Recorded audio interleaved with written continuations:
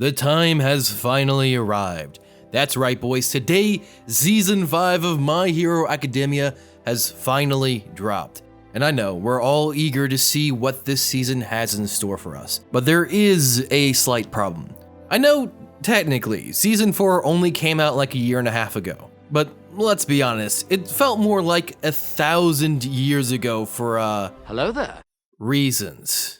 So I wasn't too keen on all the particulars of Season 4, or frankly, most of the other seasons of My Hero, and I know I'm not alone. But don't worry, Manime's got your back. I went through the trouble of rewatching all of My Hero Academia with the sole intent of making you sound like a veteran My Hero Academia fan who hasn't missed a beat. That's right, today I'm giving you content you didn't even know you needed. We'll go season by season, breaking down what happened, and I'll give you some intellectual-sounding opinions. You compare it to Depressed Strangers to sound like the most thought-provoking individual on your DeviantArt fan page. So let's start with...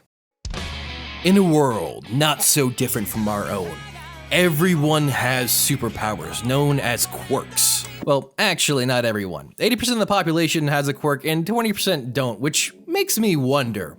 Why does it feel like Midoriya is the only person in the world without a quirk? So far, he doesn't have a single notable quirkless person to look up to. And by quirkless, I mean born and lived a full life quirkless. I'm sorry, I know we're just jumping in here, but yeah, like at his old school, he is the only person in the classroom without a quirk. Which, statistically speaking, is surprisingly rare. Like 1 in 5 people don't have a quirk. So in a class of 20, shouldn't that mean there are 4 kids without a quirk? So does not having a quirk mean you have a disability, or is it like an identification? Does affirmative action exist in the My Hero Academia world, and if so, do quirkless people get representation? Or do you think they get some sort of disability check in the mail for being quirkless? And if so, do people fake not having quirks to get government handouts or better opportunities for jobs? What is the socioeconomic impact of quirkless individuals in the porn industry? Is there quirk fetish porn, and if so, does... Whoops, sorry, I got kind of sidetracked there for a second.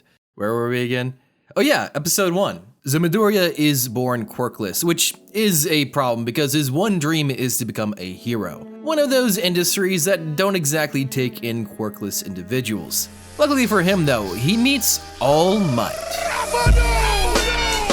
All Might is the biggest celebrity, top dog, #1 hero who has literally the best quirk in the world. And hey, guess what? It can be passed down to another individual, which has been done 8 times already, making Midoriya the 9th user of the quirk, one for all. So he does a little training arc, he inherits the quirk, and uses it to pass the entry exam into UA Academy, the top hero school in all of Japan. Oh yeah, and did I mention every time he uses his quirk, he destroys every bone in his body. This will be important later. Sorry, did I say later? I mean now. The very first arc after him getting into UA is a quirk test arc. Basically, it's a basic training arc where everyone in the class uses their quirk to do a bunch of athletic tests. The person in the class who scores the lowest gets expelled.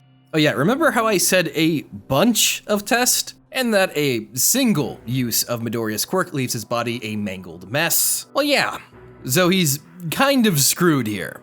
He does manage to cheese one test by focusing his quirk into his finger and only breaking his finger. Oh yeah, by the way, his quirk is basically immense strength. I know I didn't cover that yet. So yeah, even with cheesing that one test, he is still dead last and he gets expelled. And then, he turns villain and kills a bunch of people. Just kidding, it was all a grand test by one of my favorite characters and my personal spirit animal, Aizawa Sensei. The truth is, he was just weeding out everyone and seeing if anyone was bad enough to expel, just in general. By the way, he apparently expelled the entire class the previous year, which is kind of even more terrifying than the latter situation, but it's not a big deal because luckily everybody passed in his eyes. And his eyes are final. The next arc is actually an arc that gets overlooked a lot, so let's overlook it ourselves. I'm just kidding, but only partially. In the battle arc, everyone is divided into teams of 2, but the only ones we care about are Midoriya and Uraraka versus Ida and Bakugo. Basically, this is the first time we get to see Midoriya beat his childhood friend and current top tier douchebag, Bakugo, in a fight.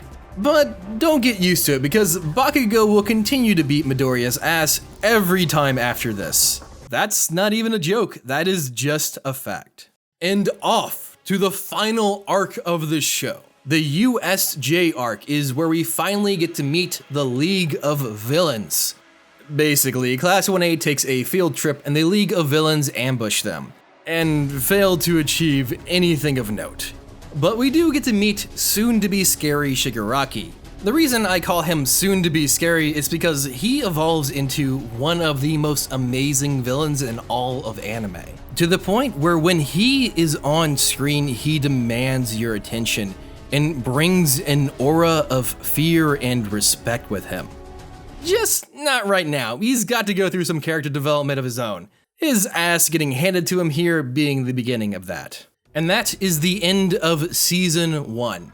Season 1 really is quite the joyride. I forgot how much fun it is and how naive all the characters are at this point. I'm not saying that in a bad way, it just shows how much growth all the characters in the cast get throughout the series, and rewatching Season 1 made me almost nostalgic with how carefree and innocent they all are at this point in the show. And do keep in mind that this is the shortest season, sitting only at 13 episodes. So handling all of that while doing a great job at establishing some of the key players in the show, like Midoriya, All Might, Bakugo, Shigaraki, and like whoever the hell else all these other characters are.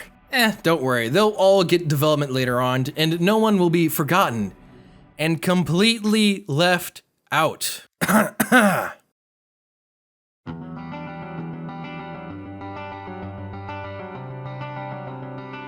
Oh man, tell me you don't just instantly get hyped up the second you hear that opening.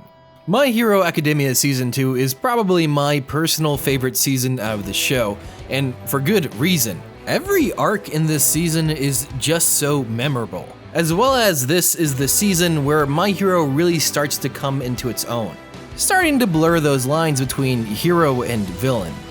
So naturally, the first arc of Season 2 is probably one of the most popular arcs in all of anime, never mind My Hero Academia. And can I say, I totally forgot that this wasn't just a tournament arc. My bad.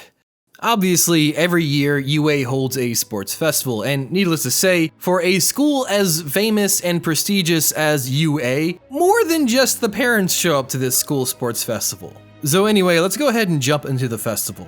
So naturally, the first bracket is an obstacle course. I actually really enjoyed this obstacle course because despite everyone using their quirks to get ahead, Midoriya just beats their asses with some good old-fashioned ingenuity. He doesn't use his quirk at all, and he still manages to snag first place, which is kind of like the ultimate diss. I just love how salty Todoroki and Bakugo are because of it.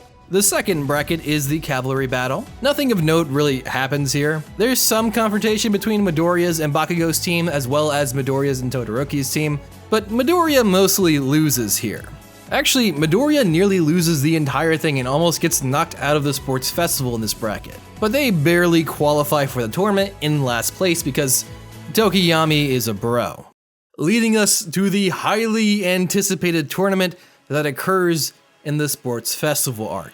There is so much I want to talk about here. The fight between Bakugo and Uraraka, just how deep and passionate that fight is just makes me want to cry.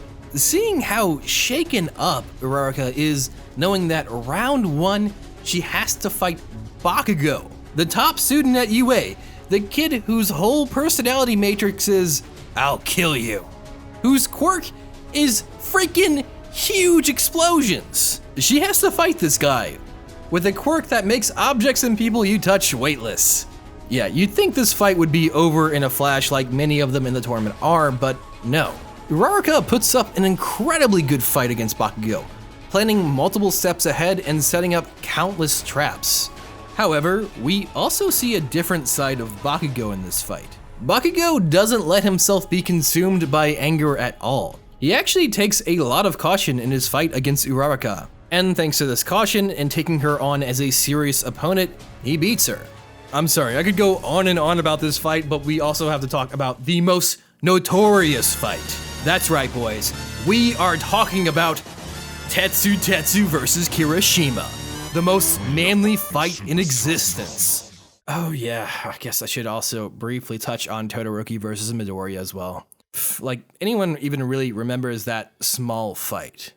This is a really key fight in the show, because up until this point, the main characters were concrete. It was Midoriya, Bakugo, and All Might. But Todoroki is the first in a trend of developing side characters into fellow main characters, and they did a hell of a job. Todoroki's refusal of his father's half of his quirk was an interesting character development, basically always forcing himself to fight at half strength. It's through Midoriya that he learns that he shouldn't handicap himself simply to spite his father, but instead take his quirk and make it into something he could call his own. This fight turns into a great clash of ideologies where Midoriya wins the argument, but Todoroki wins the physical fight. It's such a great episode, and I just love how the writers were brave enough to let Midoriya lose a fight to prove a point. I also do want to briefly touch on Bakugo versus Todoroki. This is the finals fight for the tournament arc, and we kind of get a reality check at this point. Once again, Bakugo isn't an opponent that Todoroki can beat just at half strength, so Bakugo forces him to use his flames, but Todoroki stops halfway through. Even though he was just talk no jutsu'd by Midoriya, the reality of the situation is that people can't change on a dime. And we see that be Todoroki's downfall in this fight. So best boy Bakugo wins the tournament, albeit begrudgingly. Leading us directly into the Stain arc, which, holy crap, these two arcs are literally back to back. Two of the most incredible arcs in My Hero Academia. So meanwhile, there is this guy named Stain going around making a name for himself as the hero killer. Basically, he ambushes some heroes, and if he finds that any of them aren't up to his standards of hero, he kills them. Damn, season 2, don't mess around. Now, if he does think that they are okay, he just kinds of beats them up and leaves them heavily injured. So one day, Ida's older brother, a hero known as Ingenium, is ambushed by Stain and heavily injured. Like, probably won't be able to walk again levels of injured. So, needless to say, Ida doesn't look fondly on Stain's way of doing things, and he intentionally takes an internship where he suspects the next Stain attack is going to be. Also at the same time, Midoriya begins an internship with Gran Torino, where he learns how to not break every limb in his body when he activates his quirk. Yay, progress!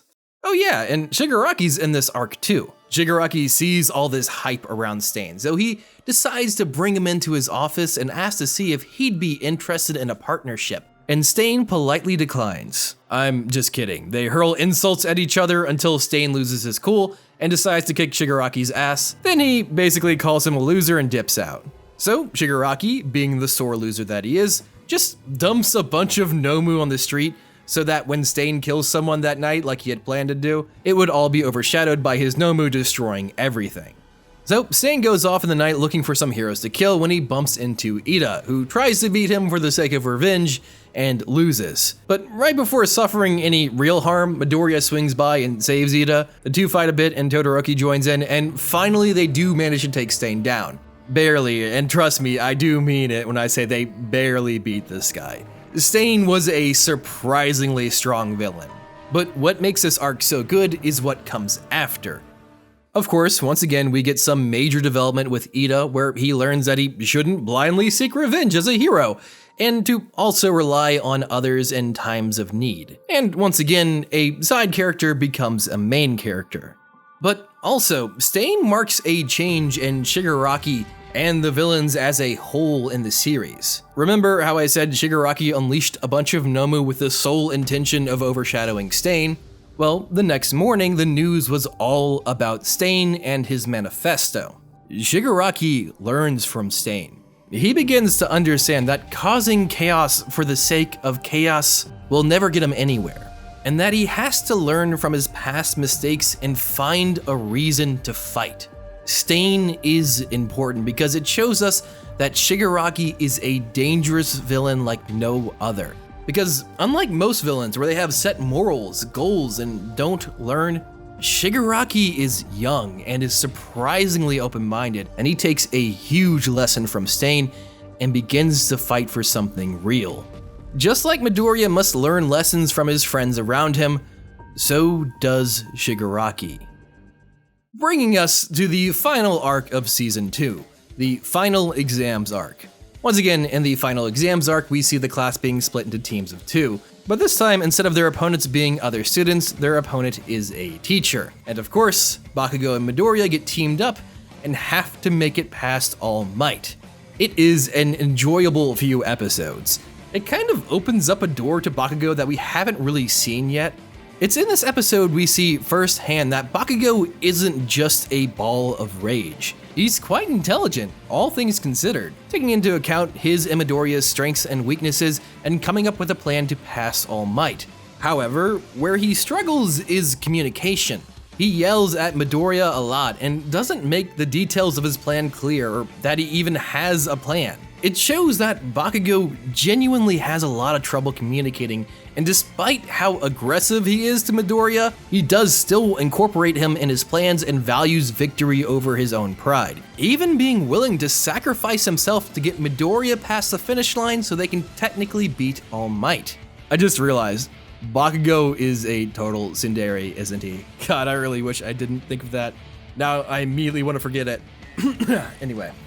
Overall, this arc is fun because we actually get to see all of the characters finally use their quirks. Up until this point, we only got glimpses of their techniques, excluding a select few, but we finally got to see all of Class 1A's quirks applied. Fun fact, I think that this is the first episode we see Koda talk. Overall, this season really is a gem and has aged extremely well. 2 of the 3 arcs in this season are 2 of the most famous arcs in shonen, and of course, the 3rd arc is still absolutely incredible.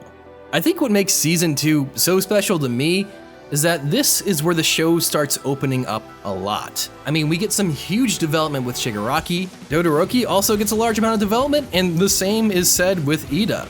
We are seeing more and more of the characters who are on the boundaries of being main characters being brought into that circle, and that's a trend that will continue on, with no one, and I mean no one, getting left behind or forgotten. And I mean absolutely no.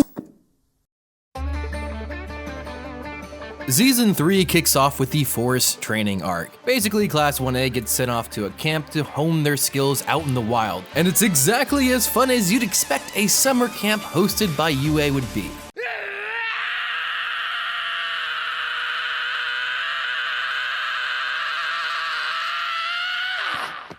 The Wild Pussycats are introduced, and while they are all great, can I just say, God, I love Tiger. That character is one of my dream cosplays one day. Essentially, everything seemed good and their training arc was going well. But everything changed when the Fire Nation attacked.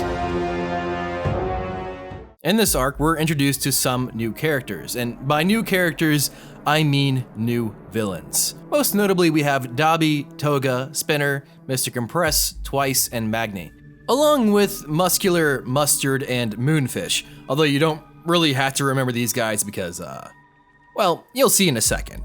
Basically, these guys are the equivalent of Class 1A, but evil.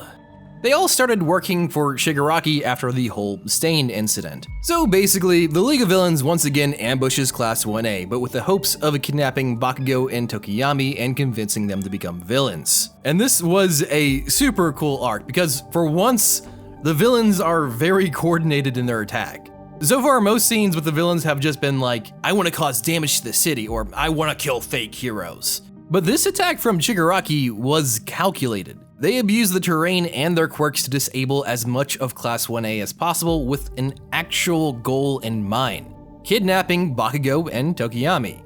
And they kind of succeeded. They can't quite snag Tokiyami, but they did manage to get away with Bakugo. Granted, not all the villains escaped. Yeah, those 3 I mentioned get taken down by Class 1A. And I forgot about this until I rewatched it, but that fight between Muscular and Midoriya was hype. I just got so pulled into that fight, although I still don't really like Koda. I mean, yeah, his parents died in a tragic way, but Jesus, stop whining. Just accept the fact that when you grow up, you're going to be a shonen protagonist. Believe it! The Forest Training arc was frankly much better than I had remembered it. It was fun, but it was also the first time we see Shigaraki's squad be a threat and what their quirks do. It also seamlessly segues into the next arc, aptly named the Bakugo Rescue arc. I mean, I guess it would be seamless because, you know, Bakugo just got kidnapped. I'd hope that they wouldn't just mess around for an arc and then go rescue Bakugo. This arc ended up being my second favorite arc of the series, right behind the Sports Festival arc and just slightly ahead of the Stain arc. It's an arc mostly focusing on the development of Shigaraki. Of course, there is a bit where Midoriya, Todoroki, Ida, Kirishima, and Momo go themselves to rescue Bakugo, and we'll get back to that. But this arc is the first time it's revealed that Shigaraki is pretty cunning. He more or less has his squad because they believe they are following in Stain's footsteps, even though he hated Stain. He's just using his name to pull in recruits and more or less trick them into working for him. Secondly, we see just how calm and collected Shigaraki's become. Bakugo, totally contrary to everybody's expectations, mocks him, yells at him, and rejects the idea of ever becoming a villain. And when Shigaraki releases his restraints, Bakugo hits him with an explosion. For reference, Shigaraki is the kind of guy who will kill people for looking at him the wrong way. So to see this change in Shigaraki, to see him take a deep breath and keep his cool so he can follow through with his plan, it makes me so excited because the thought that he's grown so much in such a short time is terrifying. He is growing at the same pace as a shonen protagonist. He is going to be this terrifying villain, and we see just how far he is willing to go to achieve his goals. Shortly after this, Heroes bursts in and almost capture Shigaraki and his gang, only for him to be saved by none other than All for One. Once again, if there happened to be any lack of parallels between Midoriya and Shigaraki, this is the final straw. Shigaraki's mentor is none other than All for One, All Might's arch nemesis. In this scene, we see Bakugo fend off the villains who are trying to capture him and escape, while All Might and All for One duke it out in a densely populated city. So yeah, a lot of civilians died. Either way, Midoriya and the gang manage to rescue Bakugo, and we get one of my favorite fights in all of My Hero Academia. It's just such a powerful fight because it marks the last fight for All Might before his official retirement, and it sets into motion an overarching theme. Basically, the responsibility of passing the torch onto the next generation. We see All Might pass it on to Midoriya in this scene, and in a way, we see All for One pass it on to Shigaraki in this scene. This whole arc was just an adrenaline rush of crazy fight scenes and defining character moments that echo on throughout the rest of the show. And God, I love this anime so much. Leading on to the final arc of Season 3, the Hero License arc. I'm not gonna lie, after the intensity of the last two arcs, we needed something chill, and thank God they gave it to us. Now the Hero License arc isn't exactly relaxing, but no villains are trying to kill everyone in this arc, and you know what? That's something we haven't gotten in a while. Basically, Class 1A goes to a facility where a bunch of other students are attempting to get their hero license. Well, provisional hero license. The catch being that all these students from the other schools are second years, except one, and Class 1A is a first year class. And not to mention that they also have the drop on the UA students because all of their quirks were publicly televised at the sports festival. The only reason they really get to participate as first years is because they are from UA and they are very special. Needless to say, no one is on their side and the odds are stacked against them. Other than that, nothing major really happens in this arc. We get some development for Todoroki where he has to deal with the fact that he was a jerk to others in his past, so he needs to start learning how to work together with people even if they don't like him. And secondly, there is a bit with Bakugo where his communication problems hurt him, and inevitably everybody in Class 1A passes.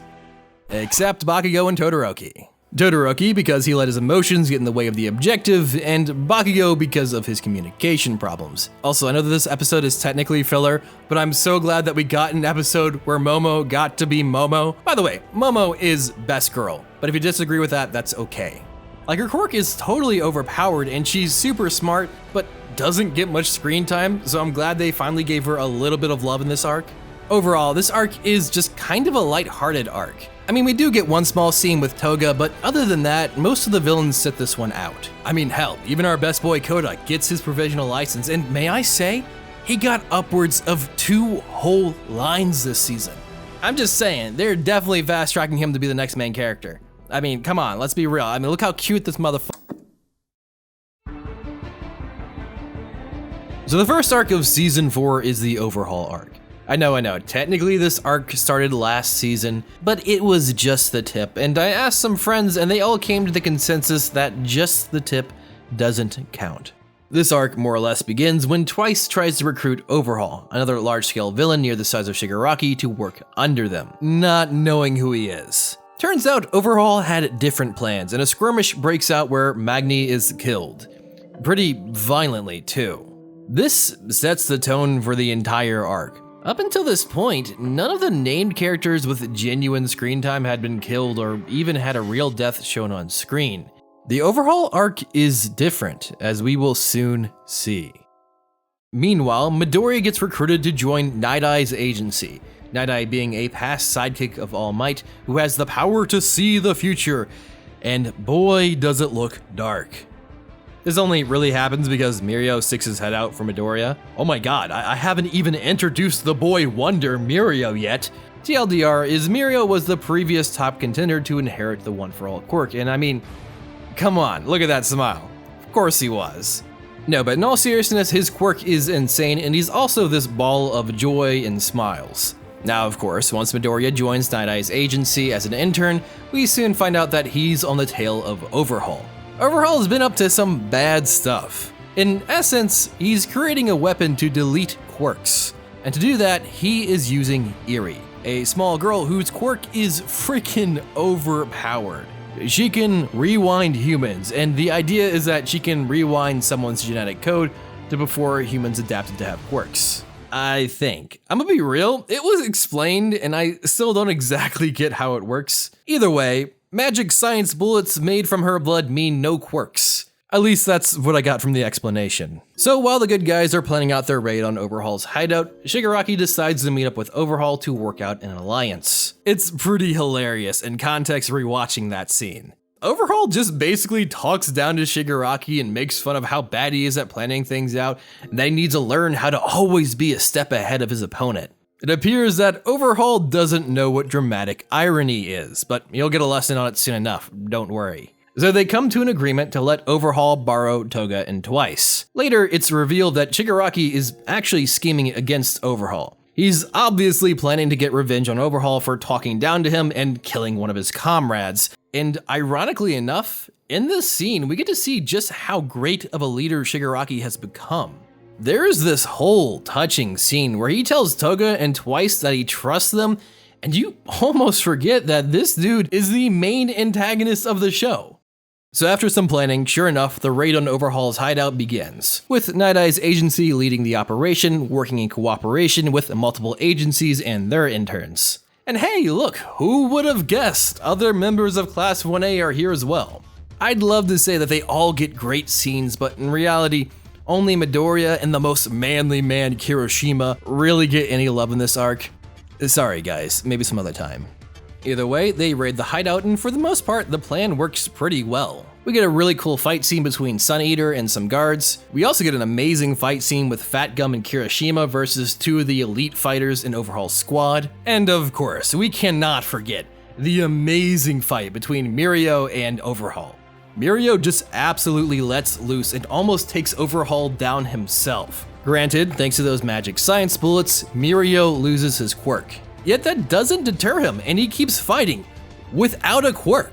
What a total badass. Yeah, that just kind of shows how much of a beast Mirio is. Either way, Midoriya finally shows up and he decides to take Overhaul head on, even though Night Eye has seen Midoriya's future and knows that Midoriya dies in this fight. But fate be damned, Midoriya takes Overhaul in this gorgeously animated fight and beats him, ending this arc once and for all. Well, sort of, but not really. One of the main reasons their plan worked out so well is because Toga and Twice more or less just kinda let the heroes in.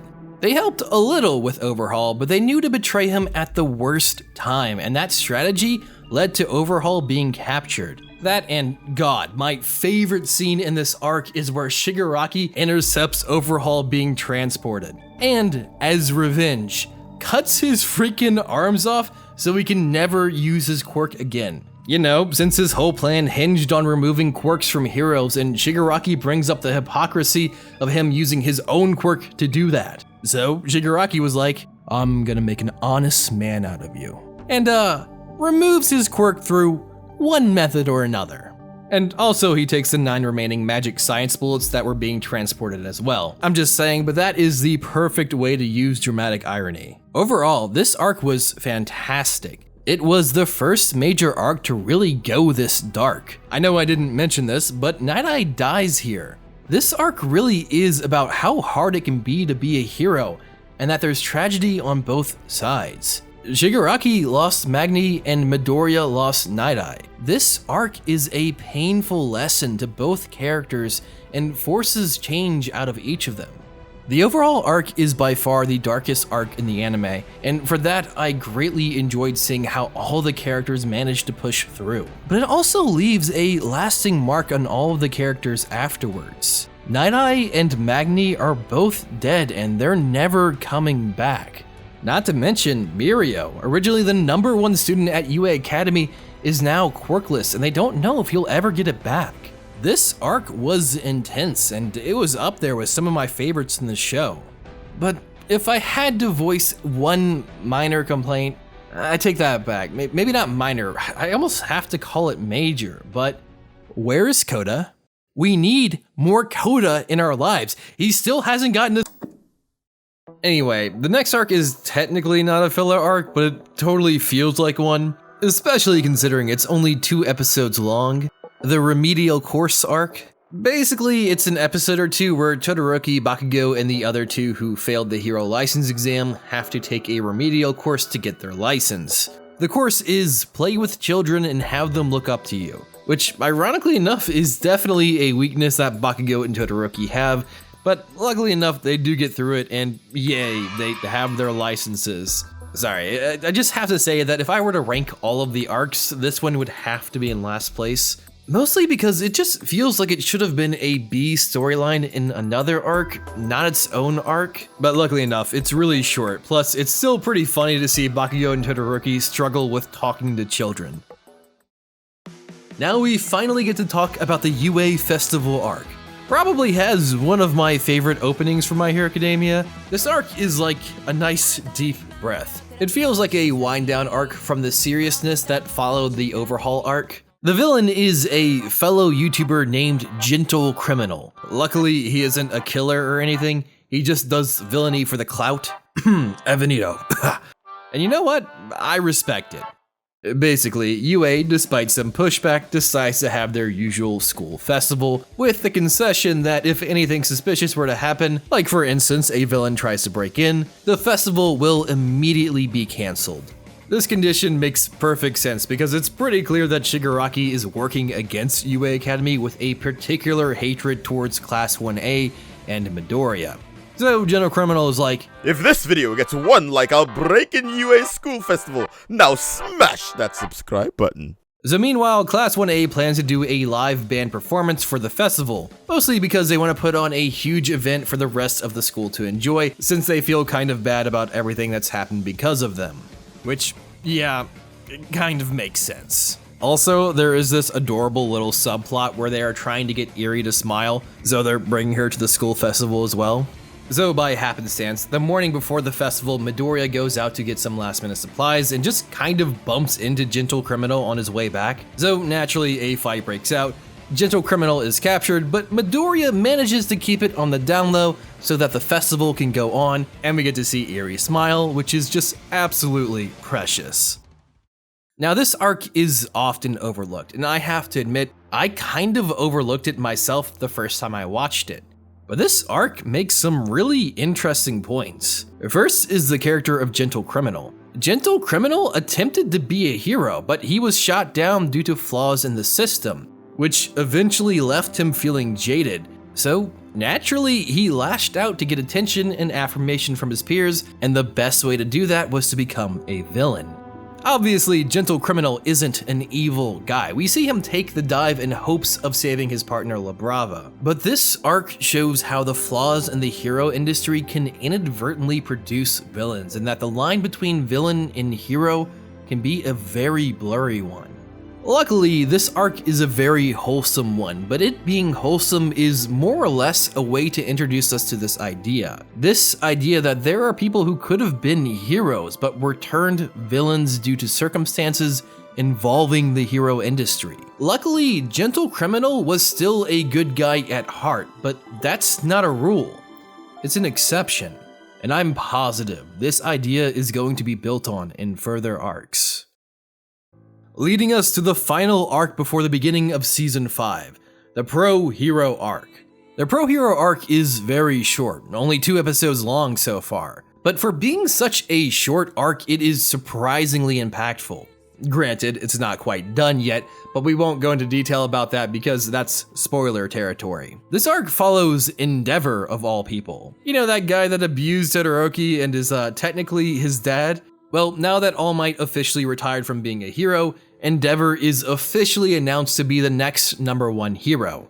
In this arc, we see Endeavor struggling to fill the void that All Might left, originally wondering if the right call is to imitate All Might. But in this arc, he realizes that for him to truly take over as the next #1 hero, he has to carve out his own path. Whereas All Might's victories and symbol of peace was brought on by overwhelming power and a huge smile, Endeavor will bring peace through persistence. Endeavor doesn't have seemingly limitless power, but he's the type that will never give up. This arc is about Endeavor coming to that realization and conquering the negative public perception that comes with his past. That, and also the amazing fight with Anomu. This is probably one of my favorite fights in the entire series. Like, I know that's a pretty bold statement, but trust me, it's that good. Now, I know this arc is not over yet, but it's still very impactful, and I am truly excited to see where it goes. Oh yeah, and Hawks is in it. Need I say more? And that is it. We are all caught up to Season 5 of My Hero Academia. This rewatch was actually very fun. My Hero Academia has some pretty good rewatch value, as a lot of things make much more sense with context. I feel like this rewatch actually made me appreciate a lot of the arcs that I originally didn't care much for. So obviously the show still holds up, and I'm extremely excited to see how Season 5 is going to turn out. Even though my boy at Evanito keeps shit talking about it on Twitter, I still think it's going to be amazing. I just can't wait for that 20 episode arc all about Coda to hit. No, but on a serious note, this show is one of my all-time favorite anime, and for good reason. From the large cast of well-developed characters to the world design, the animation, soundtrack, the villains, and the fights. The fights are definitely some of the most exciting scenes I've experienced in anime. Not to mention, despite this show being a shonen, our characters tend to not rely on the power of friendship and being shonen protagonists, but by being exceedingly clever. Everything about this show is just so well crafted, and I'm glad that a show that excels at so many things is this popular. Season 5 will almost certainly be another amazing addition to this already phenomenal show. It's bound to have profound character moments, countless twists, and gorgeous fights that are sure to blow us away. So anyway, who else here is excited for the Netflix adaptation?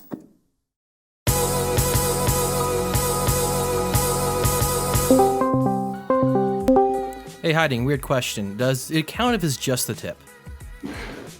Huh? Hey, Nux, does it count if it's just the tip? Hello? Does it count if it's just the tip? I'm sorry, bro. It counts. Under... Don't think about it. Does it count if it's just the tip? Yes, with a question mark. Sorry about this tip gang out there. I'm with you. I'm supporting you. I would say very specific, unfortunate circumstances could make it yes, but generally no. Okay, I'll take that, goddammit. Peace.